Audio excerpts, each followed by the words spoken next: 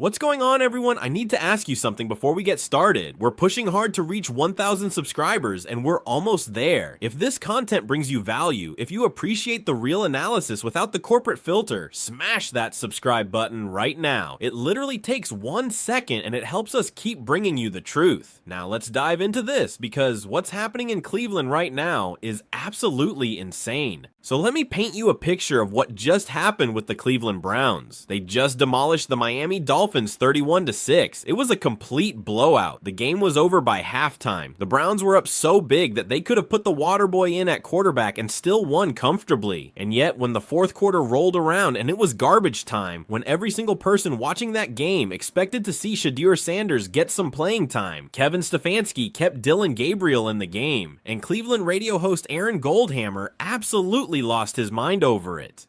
Goldhammer went on the air and said, what more is Dillon Gabriel gonna prove in a 31-6 blowout? What exactly is he accomplishing by staying in that game when it's already decided, and then Goldhammer dropped the real bomb? He said that Stefanski is afraid. He's terrified that if he puts Shedeur Sanders in the game, even in garbage time, and Sanders goes out there and leads a touchdown drive, suddenly you have a quarterback controversy on your hands, out of nowhere, just like that, because if the backup comes in and looks good, suddenly people start asking questions about why he's not getting more opportunities.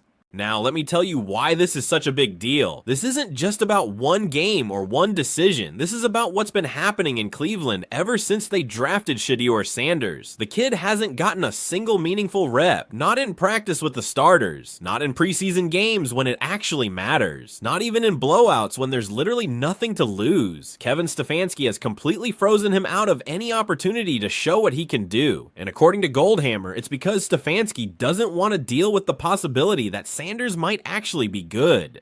Think about how backwards that is for a second. You're an NFL head coach. Your job is to win football games. You have a highly drafted quarterback on your roster who everyone agrees has talent, and you're actively avoiding finding out how good he is because you're worried it might create uncomfortable conversations about your starter. That's not coaching, that's politics. That's covering your own backside instead of doing what's best for the team. And here's what really gets me fired up about this whole situation. Dillon Gabriel is not playing well. I'm not trying to disrespect the guy, but let's look at the actual numbers. Through his first 3 starts, he's completing 59.8% of his passes. That's barely above average. He's thrown for 546 yards total. That's not even 200 yards per game. He's got 3 touchdowns and 0 interceptions, which sounds good until you realize that 0 interceptions probably means he's not taking any chances downfield, and he's been sacked 10 times in 3 games. That's more than 3 sacks per game, which suggests either the line isn't protecting him, or he's holding the ball too long, or he's not seeing the field well enough to get rid of it quickly. Those are not franchise quarterback numbers. Those are not even solid starter numbers. Those are game manager numbers at best. And yet Stefanski is treating Dillon Gabriel like he's Patrick Mahomes. Like he's so valuable and so irreplaceable that he can't even afford to give him a series off in a game that's already been decided. It doesn't make any sense from a football perspective, but it makes perfect sense from a political perspective if you understand what Stefanski is really worried about. Because here's the thing, the Browns made a commitment to Dillon Gabriel. They decided he was going to be their starter. They built their offense around him. They told the media and the fans that he was the guy. And if it turns out they were wrong, if it turns out that Shedeur Sanders sitting on the bench is actually better than the guy they're starting, then somebody has to answer for that. Somebody has to explain why they made the wrong choice, and that somebody is Kevin Stefanski. So instead of finding out the truth, instead of giving Sanders opportunities to compete and show what he can do, Stefanski is just avoiding the whole situation. He's keeping Sanders buried on the depth chart. He's not giving him reps in practice. He's not playing him in games even when it would cost nothing to do so. And according to Aaron Goldhammer, it's all because Stefanski is terrified of creating a quarterback controversy that would put his own job security at risk. Now let's talk about what Aaron Goldhammer actually said, because his exact words are important here. He didn't just say that Stefanski should have played Sanders. He specifically said that if Sanders goes in and leads a touchdown drive, you've just brought up a quarterback controversy out of nowhere. That's a direct accusation that Stefanski is making decisions based on fear of controversy rather than what's best for the team. That's a Cleveland media member who covers this team every single day, calling out the head coach for essentially sabotaging a player's development to protect his own interests. And Goldhammer isn't the only one saying this. Shannon Sharpe, who is one of Deion Sanders' closest friends, but also one of the most respected voices in football media, went absolutely nuclear on the Browns. He said they've made a mockery of the backup quarterback situation. Those were his exact words. A mockery. He's not saying they made a mistake or they're handling it poorly. He's saying they're making a joke out of the entire process. That's about as harsh as you can get without crossing the line into personal attacks.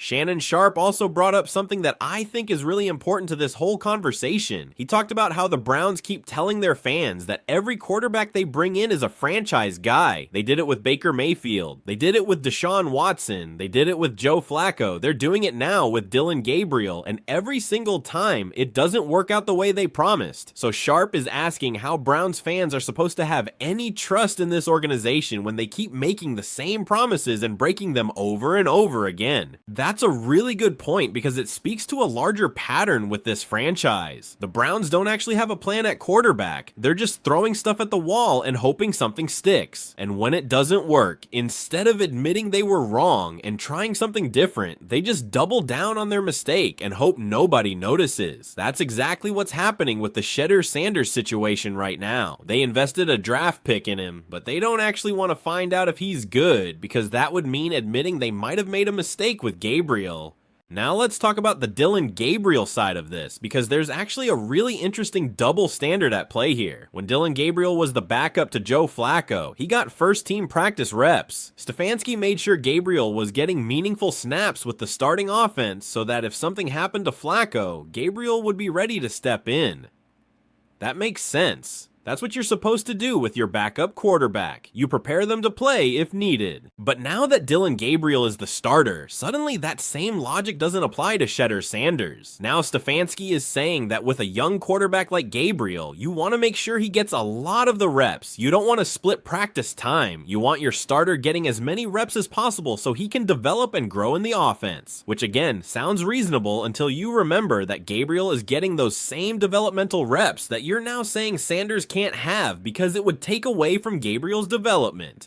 Do you see the double standard there? When Gabriel was the backup, it was important for him to get reps with the starters so he'd be ready. But now that he's the starter, it's important that he gets all the reps and the backup doesn't get any. The logic only works in one direction, and that direction is whatever protects Stefanski's decision to start Dillon Gabriel. It's not about developing quarterbacks or being prepared for injuries or doing what's best for the team. It's about justifying a choice that's already been made and not creating any situations where that choice might be questioned. And this brings us to what I think is the most damning piece of this whole story. Tony Rizzo from ESPN Cleveland asked a question after the Dolphins game that perfectly captures how meaningless Dillon Gabriel was to that victory. He said, if you're making a list of people who helped you win that game, Dillon Gabriel comes in what? 33rd, right behind the punter. That's not just criticism, that's complete dismissal. That's saying Gabriel was so irrelevant to the outcome of the game that the punter contributed more to the win than the quarterback did. And you know what? Rizzo is right. The Browns beat the Dolphins because their defense dominated, because their run game was effective, because Miami couldn't do anything on offense. Dillon Gabriel didn't win that game. He was just along for the ride. He managed the game and didn't make mistakes, which is fine, but it's also exactly the kind of performance where you should be able to take your starter out and give your backup some experience. If your quarterback is so peripheral to your success that a radio host ranks him 33rd in importance, then there's no risk in playing someone else.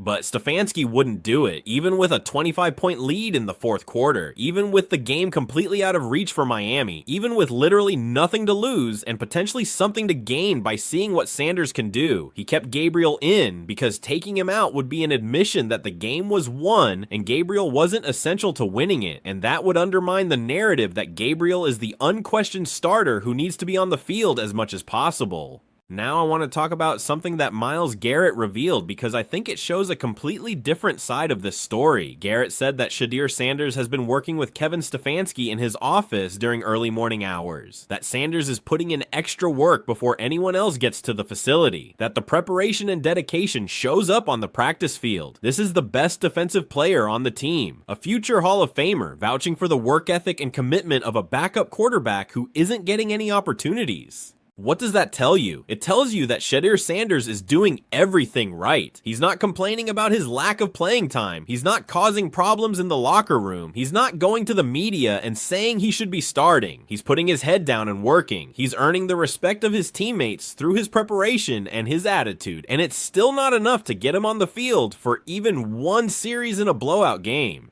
That's what makes this situation so frustrating. If Sanders was being a problem, if he was showing poor work ethic, if he was dividing the locker room, then okay, I could understand why a coach might be hesitant to play him. But by all accounts, he's doing exactly what you want a backup quarterback to do. He's preparing like a starter, even though he's not getting starter reps. He's supporting his teammate, even though he probably believes he should be playing. He's being a professional in a situation that would tempt a lot of young players to complain or demand a trade or cause drama. And yet Kevin Stefanski won't even give him garbage time snaps, won't even let him play when the game is decided and there's zero risk involved, because Stefanski is so worried about what might happen if Sanders plays well that he'd rather not find out. He'd rather keep Sanders completely buried than risk any situation where people might start asking if the better quarterback is on the bench. Shannon Sharpe made another really important point when he talked about this situation. He said this isn't the Hunger Games. He was responding to narratives that Sanders is somehow trying to sabotage Gabriel or create drama in the quarterback room. And Sharpe is absolutely right. The media loves to create these storylines about quarterback controversies and locker room divisions, but the reality is that most backup quarterbacks are not plotting to overthrow the starter. They're just trying to be ready if they get an opportunity.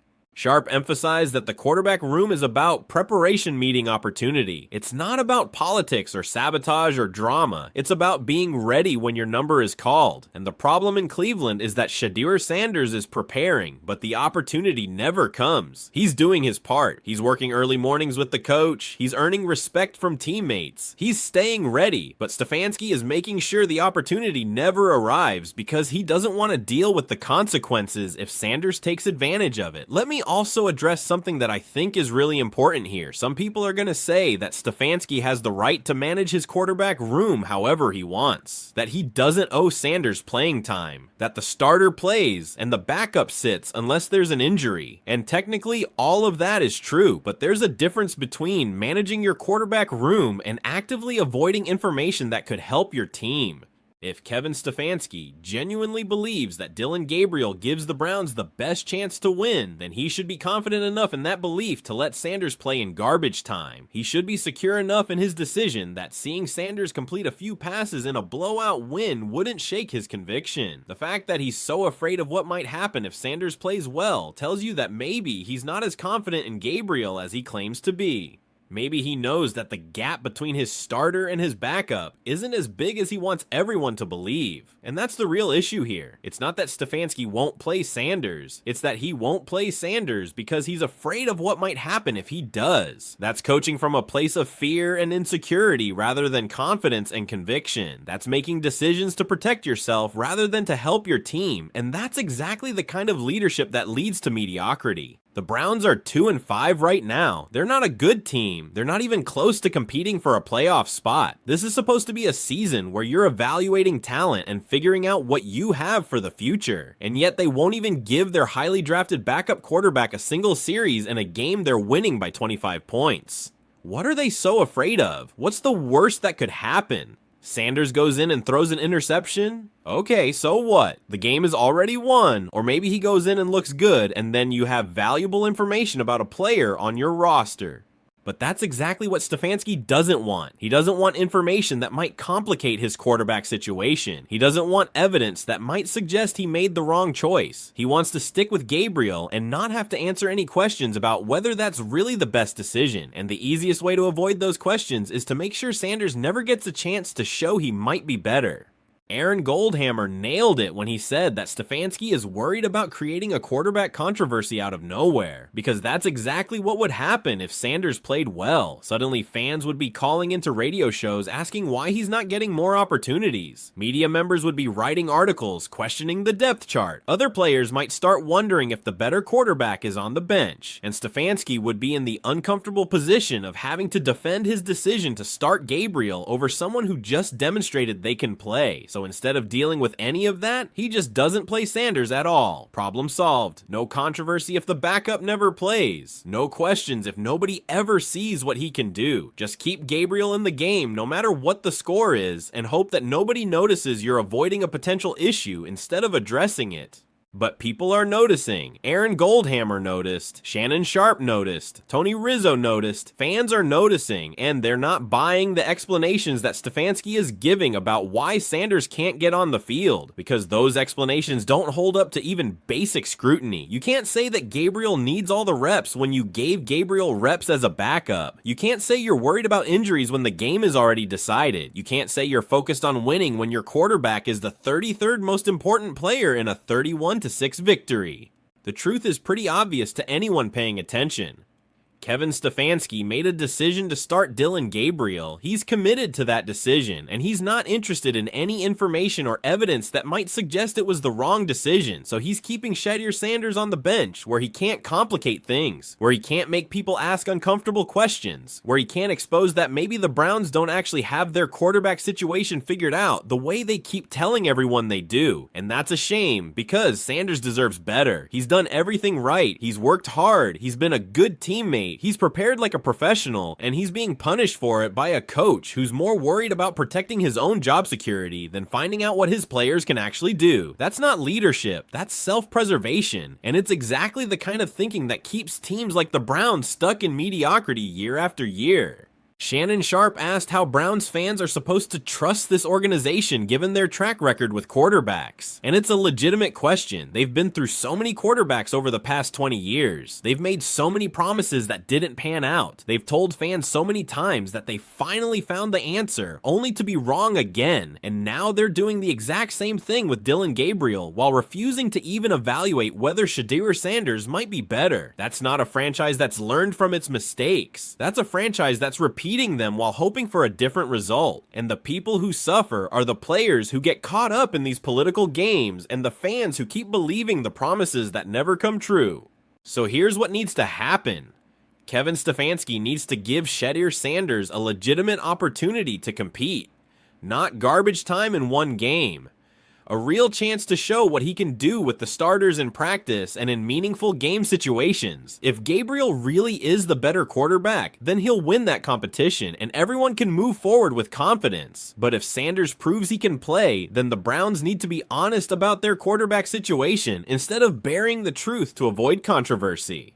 Because right now, they're not doing what's best for the team. They're doing what's most comfortable for the coaching staff. And as Aaron Goldhammer pointed out, that's a recipe for creating exactly the kind of quarterback controversy they're trying to avoid. Because the longer they keep Sanders on the bench without giving him a chance, the more people are going to wonder what they're afraid of. The more the whispers will grow that maybe they know Sanders is good, and that's exactly why they won't play him. The Browns are 2-5. The season is basically over. This would be the perfect time to see what you have in your backup quarterback, to get him some experience, to evaluate whether he's part of your future or if you need to look elsewhere. But instead, Kevin Stefanski is so worried about maintaining control of his quarterback room that he's refusing to gather information that could actually help the team make better decisions going forward. And that's why Aaron Goldhammer was right to call him out. That's why Shannon Sharpe was right to say they've made a mockery of the situation. That's why Tony Rizzo was right to point out that Gabriel barely mattered in their biggest win of the season. Because all of those things are true, and they all point to the same conclusion. The Browns are being run by people who are more worried about avoiding uncomfortable questions than they are about building a winning football team. Shedeur Sanders is stuck in the middle of all this. A talented young quarterback who's doing everything right and getting nothing in return. A player who's preparing like a starter and being treated like he doesn't exist. A guy who has the respect of his teammates but can't get on the field, even when there's literally no reason not to play him. And it's all because his head coach is afraid. Afraid of controversy. Afraid of being wrong. Afraid of losing control of a situation he's barely managing to hold together in the first place. That's the real story here. Not whether Dillon Gabriel is good enough to be a starter. Not whether Shedeur Sanders is ready to play. The real story is that Kevin Stefanski is making decisions based on fear and self-interest, rather than what gives his team the best chance to succeed. And until that changes, until the Browns start prioritizing football over politics, they're gonna keep getting the same results they've been getting for the past 2 decades. If you made it this far, thank you for watching. Hit that subscribe button if you haven't already. Drop a comment and let me know what you think about this situation. Should Stefanski have played Sanders in that blowout? Is he right to protect Gabriel's confidence by keeping him in? Or is this just another example of Browns dysfunction? I want to hear your take, and I'll see you in the next one.